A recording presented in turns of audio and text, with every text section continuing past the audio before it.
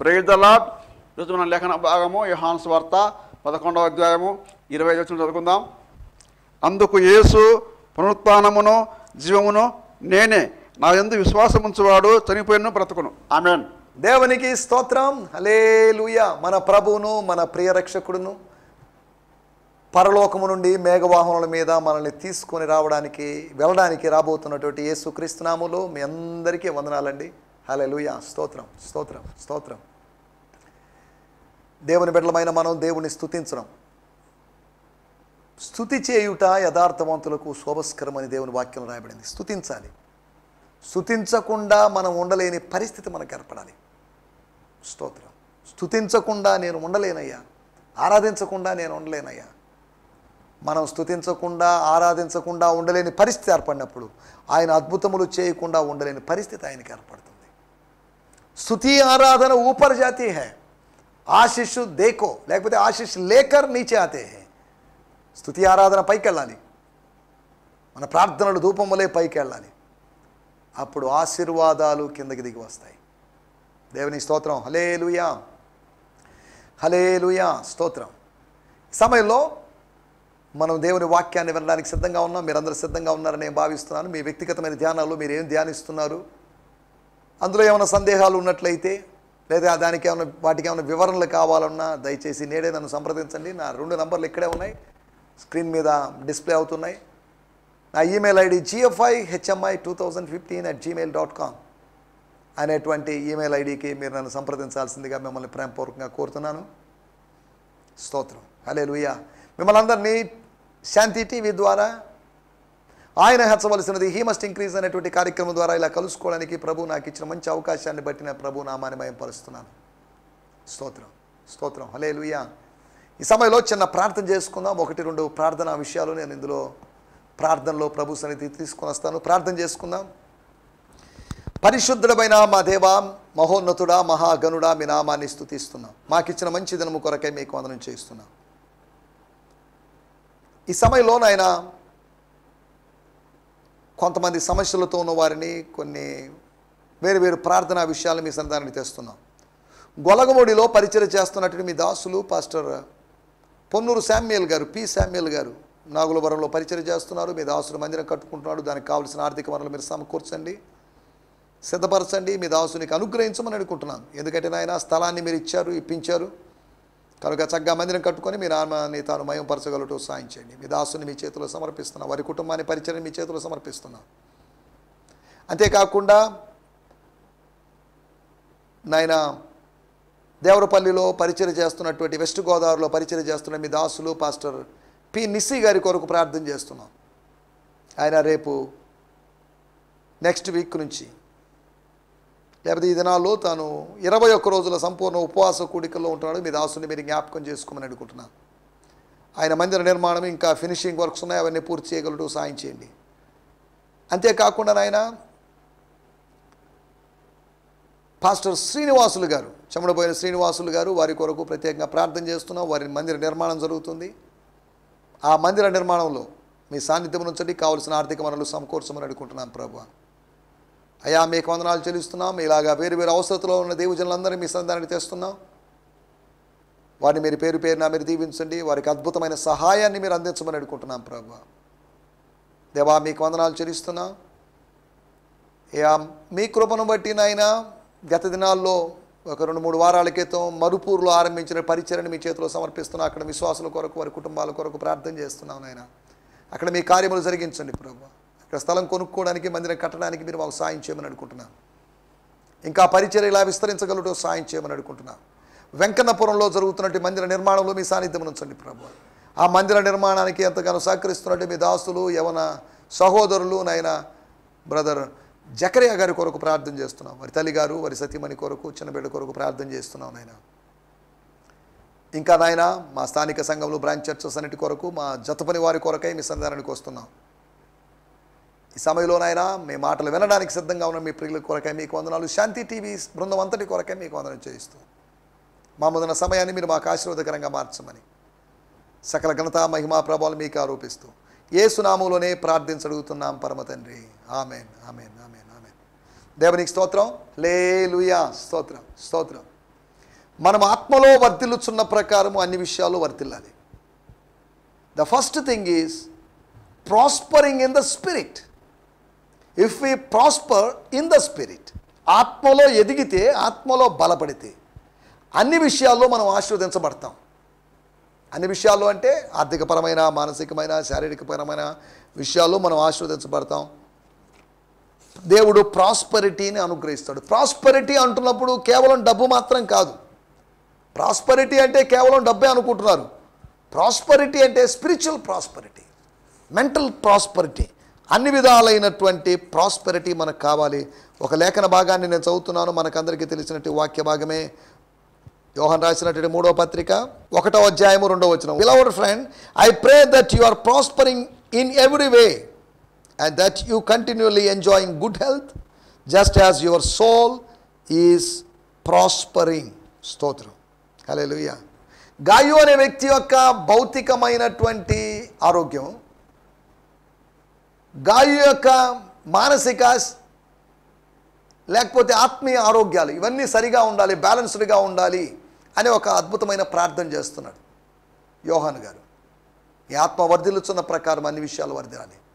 మన వాళ్ళు ఆత్మలో వర్ధిల్లాలి, అందరూ ఆత్మలో వర్ధిల్లాలి. దేవుని స్తోత్రం, హల్లెలూయా. స్తోత్రం, స్తోత్రం.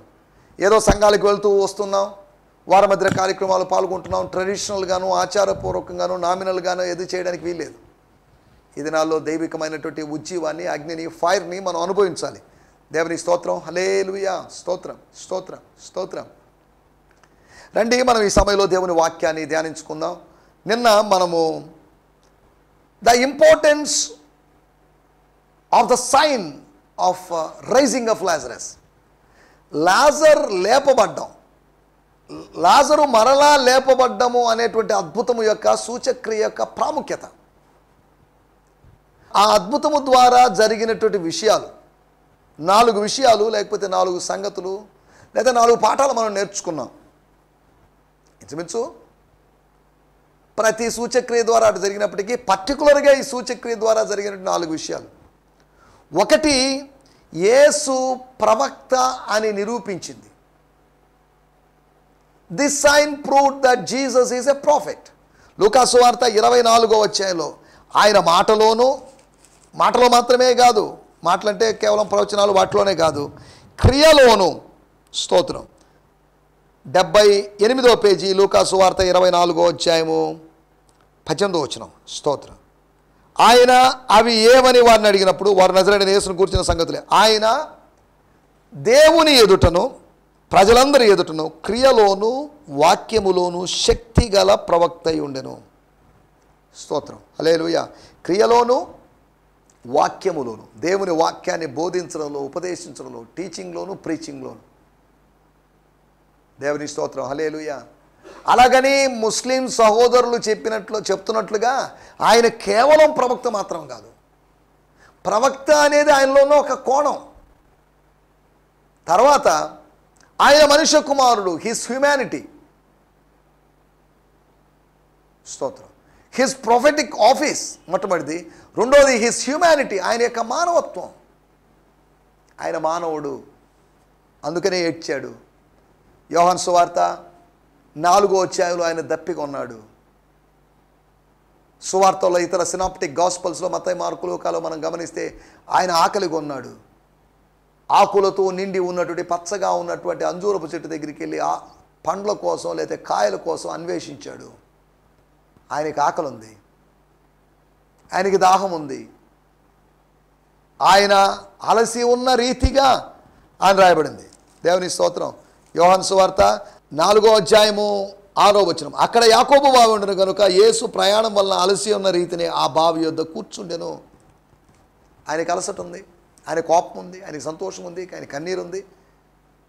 మనలాగా ఫీలింగ్స్ ఉన్నాయి. ఫీలింగ్ లేని దేవుడు కాదు ఆయన, ఆయనకి ఫీలింగ్స్ ఉన్నాయి. అలాగని ఫీలింగ్స్ చేత నడిపించబడే దేవుడు కాదు. ఫీలింగ్స్ ఉంటాయి ఒకవైపు, కానీ ఫీలింగ్స్ బేస్ చేసుకునే, ఫీలింగ్స్ ఓరియంటెడ్గా మనం ఉండడానికి వీల్లేదు. దేవుని స్తోత్రం, హల్లెలూయా. ఆయన యొక్క మానవత్వాన్ని నిరూపించినటువంటి సూచక్రియ. ఆయన 35లో ఆయన ఏడ్చాడు. 43లో లేదా 4వ వచనంలో ఆయన దేవత్వం మనకు కనిపిస్తుంది.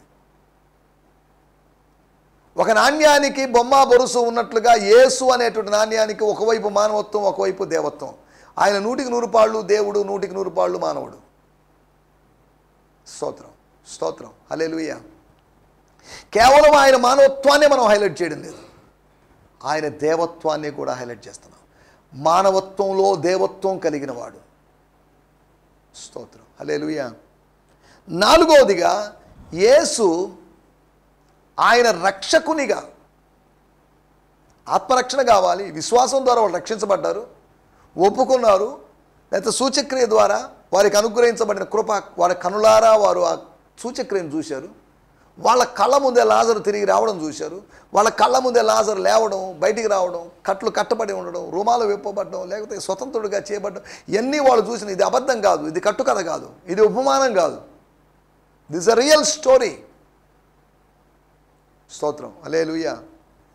కాబట్టి యేసు పైన ప్రజలకు విశ్వాసం ఏర్పడింది.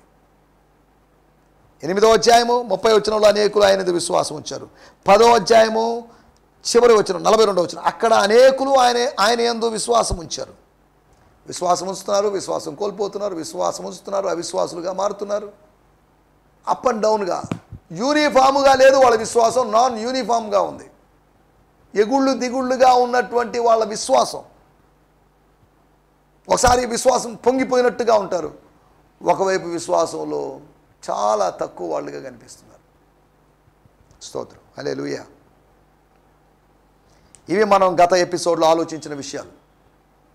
రండి, ఈ సమయంలో ఈ దినము కొరకై ఏర్పాటు చేయబడిన లేఖన భాగాన్ని మనం చదువుకుందాం. స్తోత్రం. యోహాను సువార్త 11వ అధ్యాయము 25వ వచనం. Gospel according to John 11th chapter 25th verse. యోహాను సువార్త 11వ అధ్యాయం 25వ వచనం. అందుకు యేసు పునరుత్థానమును జీవమును నేనే, పునరుత్థానమును జీవమును నేనే, నా యందు విశ్వాసముంచువాడు చనిపోయినను బ్రతుకును. దేవుని స్తోత్రం, హల్లెలూయా, స్తోత్రం. వాడుక భాషలో కూడా చదువుకుందాం. దానికి ముందుగా నేను ఈ బ్రియాన్ సిమ్మన్స్ గారి తర్జుమాలోంచి ఇంగ్లీష్లో చదువుతాను. 25వ వచనం. మార్తా, జీసస్ సెడ్, స్తోత్రం, హల్లెలూయా, స్తోత్రం. ఆమె చెప్పింది నేను ఎరుగు. Jesus said, you don't have to wait until then, you don't have to wait until the day of resurrection. You don't have to wait until the day, until the end time. ఈ మాట మన తెలుగు బైబిల్లో లేదు. You don't have to wait until then. అప్పటి వరకు నువ్వు ఎదురు చూడాల్సిన అవసరం లేదమ్మా, ఎందుకంటే నేనే పునరుత్థానాన్ని. I am the resurrection, I am the life. నేనే పునరుత్థానమును, నేనే జీవమును. నేనే జీవమును అన్న చోట ఇక్కడ రాయబడింది ఐ ఆమ్ లైఫ్ ఇటర్నల్. సాధారణమైన జీవం కాదు, సమృద్ధి జీవం కాదు. నేను సాధారణమైన జీవము, సమృద్ధిమైన జీవము, సాధారణమైన జీవము ప్లస్ సమృద్ధి జీవము ప్లస్ స్వర్గపు జీవము, లేకపోతే స్వర్గములో ఉన్నటువంటి శాశ్వతమైన జీవం, ఈ 3 యేసులో ఉన్నాయి. ఈ 3 యేసు ద్వారా అనుగ్రహించబడతాయి. 3 జీవాల కలయిక యేసు. స్తోత్రం. You don't have to wait until the day, the particular day. అప్పటి వరకు ఎదురు చూడాల్సిన అవసరం లేదమ్మా. ఓ నా సహోదరి, నా కుమార్తె మార్తమ్మా, నేను చెప్పే మాటలు విను, నేను చెప్పే మాటలు నమ్ము. నీ నమ్మకాలు బాగానే ఉన్నాయి, నువ్వు ఎరగడం బాగానే ఉంది, నీ విజ్ఞానం బాగానే ఉంది, నీ విశ్వాసం బాగానే ఉంది. కానీ నీకు ప్రత్యక్షత కావాలి, ఒక న్యూ రివల్యూషన్ కావాలి. రివల్యూషన్ అంటేనే న్యూ, ఒక నూతనమైన సత్యాన్ని నువ్వు గ్రహించాలి.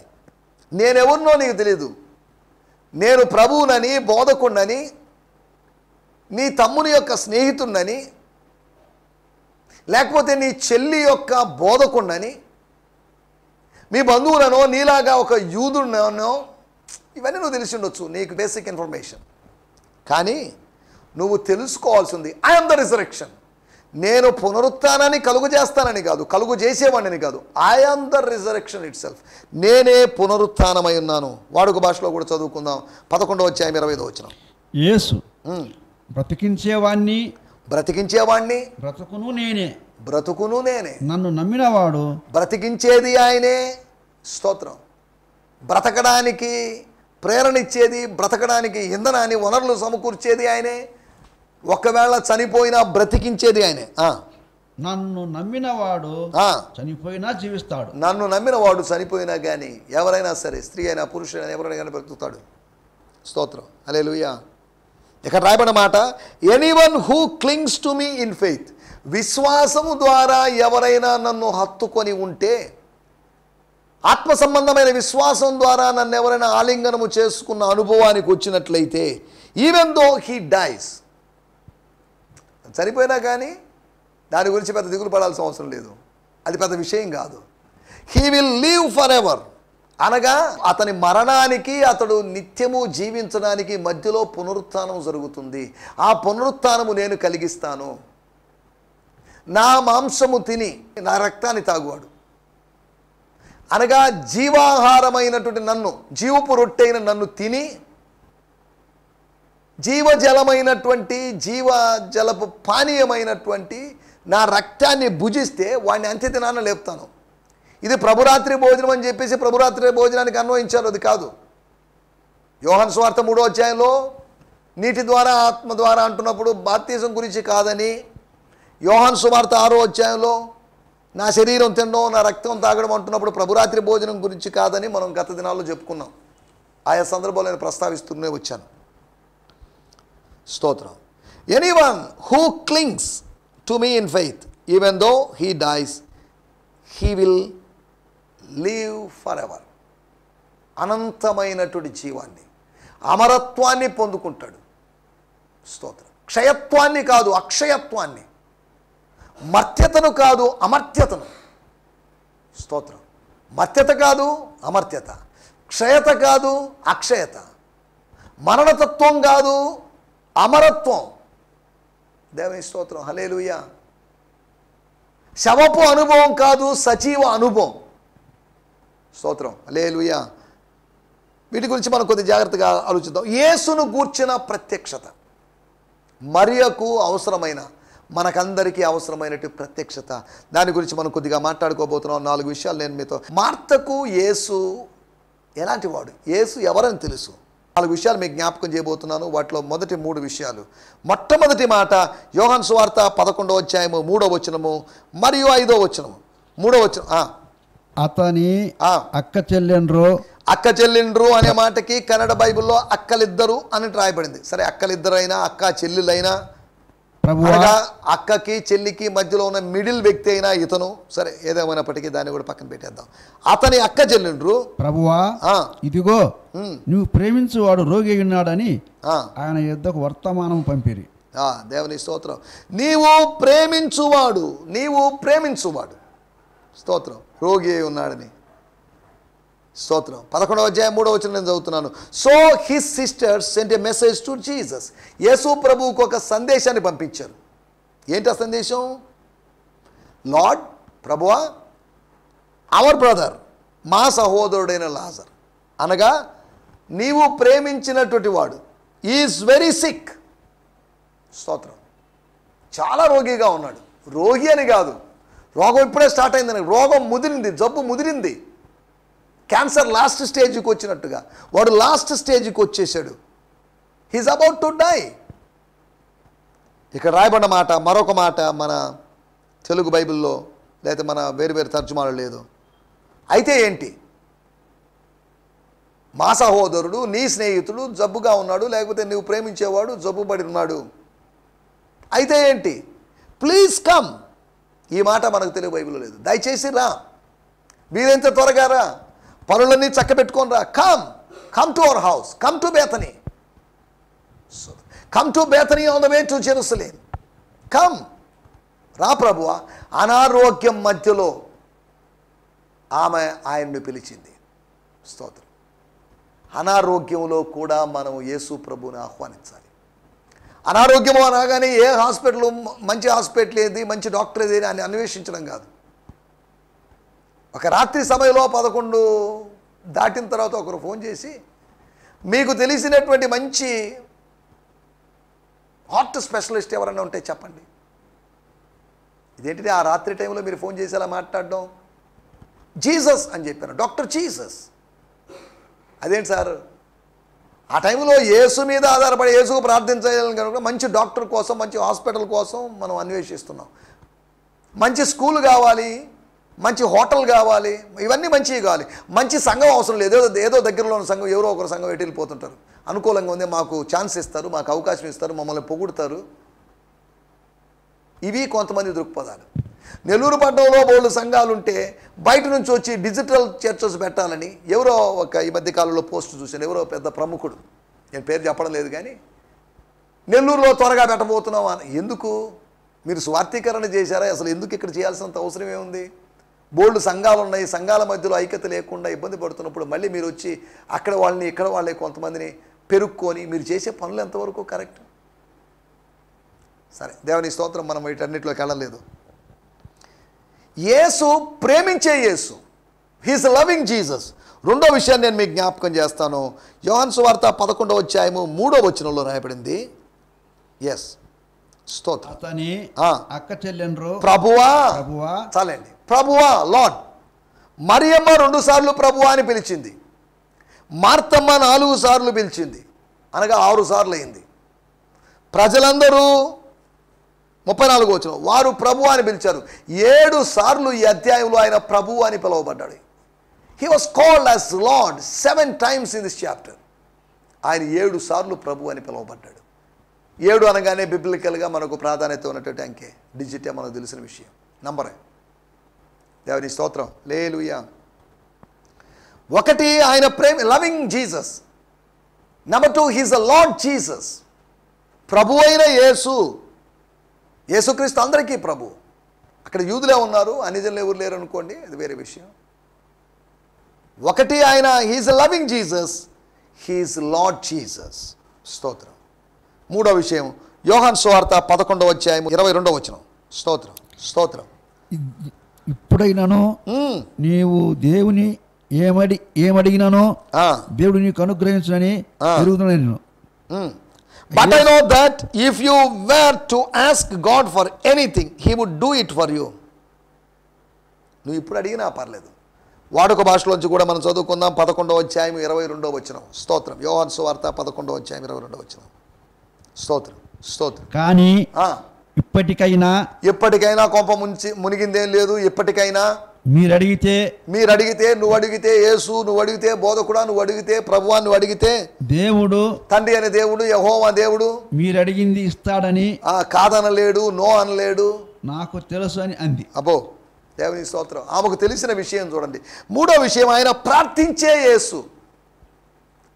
1 ఆయన ప్రేమించే యేసు, 2వది ప్రభు అయిన యేసు, 3 ప్రార్థించేటువంటి యేసు, ప్రార్థించి జవాబులు పొందిన యేసు. మార్తమ్మకి ఎలా తెలుసు?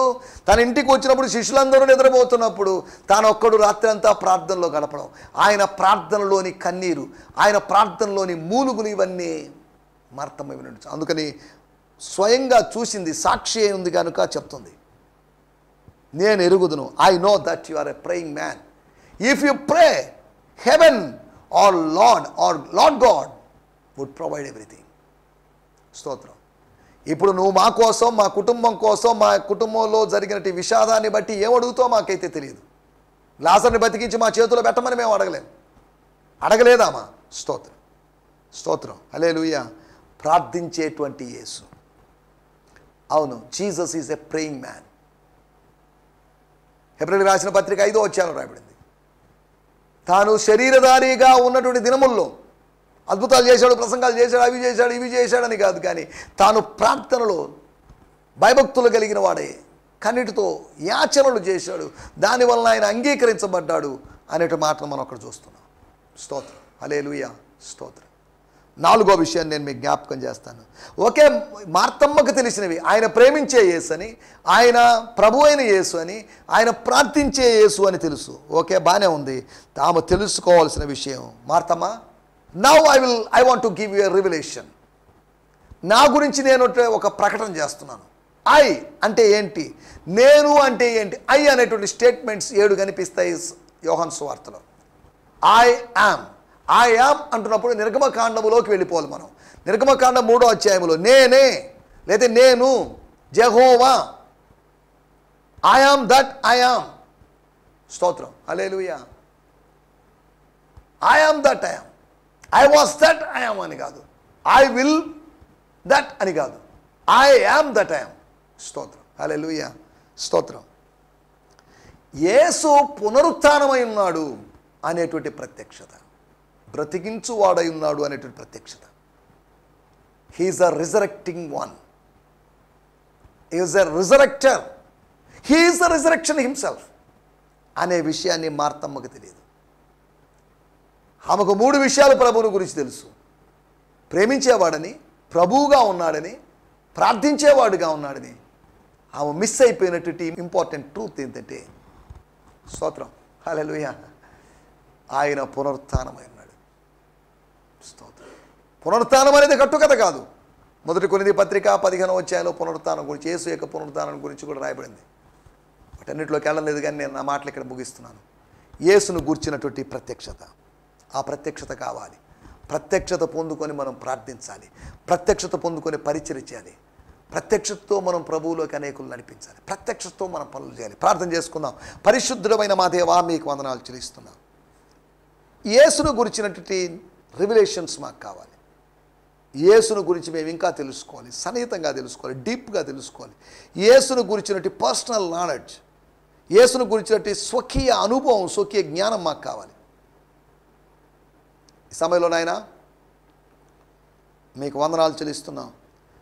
మీరు ప్రేమించేవారని, మీరు ప్రభువై ఉన్నారని, మీరు ప్రార్థించేవారని ఎరిగినట్టు మార్త, మీరు పునరుత్థానం అనేటువంటి సంగతి గ్రహించలేకపోయింది. మీరే పునరుత్థానం, మీరు పునరుత్థానం కలుగు చేసేవాడిని తాను గ్రహించగలడు. అంత్యదినమైనా, అప్పుడైనా, ఆ రోజైనా కానీ పునరుత్థానం మీరే కలుగు చేస్తారనే సంగతి ఆమె గ్రహించగలుగుటకు మీరు ప్రయత్నం చేశారు. ఆమె తర్వాత గ్రహించింది, మా జీవితాల్లో కూడా నీవు పునరుత్థానమని. పునరుత్థానుడా, నీకు నమస్కారం చేస్తున్నాం, నీ ఎదుట నీ సన్నిధిలో సాగిల పడుతున్నాం ప్రభు. అట్టి పునరుత్థానపు అనుభవంతో, పునరుత్థానపు శక్తితో మేము ముందుకు సాగుతూ సాయించామని సకల ఘనత మహిమా ప్రభావాలు మీకు ఆరోపిస్తూ యేసుక్రీస్తు నామములోనే ప్రార్థించగలుగుతున్నాం తండ్రి. ఆమేన్, ఆమేన్, ఆమేన్. దేవుని స్తోత్రం. మీ అందరికీ వందనాలు. ప్రభు మిమ్మల్ని దీవించునుగాక. హల్లెలూయా, స్తోత్రం.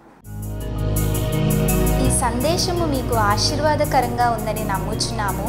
ప్రార్థన అవసరతల కొరకు మమ్మల్ని సంప్రదించవలసిన మా చిరునామా గిద్యోన్ మిషన్ చర్చ్, 6వ వీధి, శాంతినగర్, నెల్లూరు 4, ఆంధ్రప్రదేశ్. పిన్ 524004. మా ఫోన్ నంబర్లు 7036443613 మరి ఒక నంబర్ 9392293010. మా ఈమెయిల్ ఐడి gfihmi2015@gmail.com. దేవుడు మిమ్మును ఆశీర్వదించునుగాక. ఆమేన్.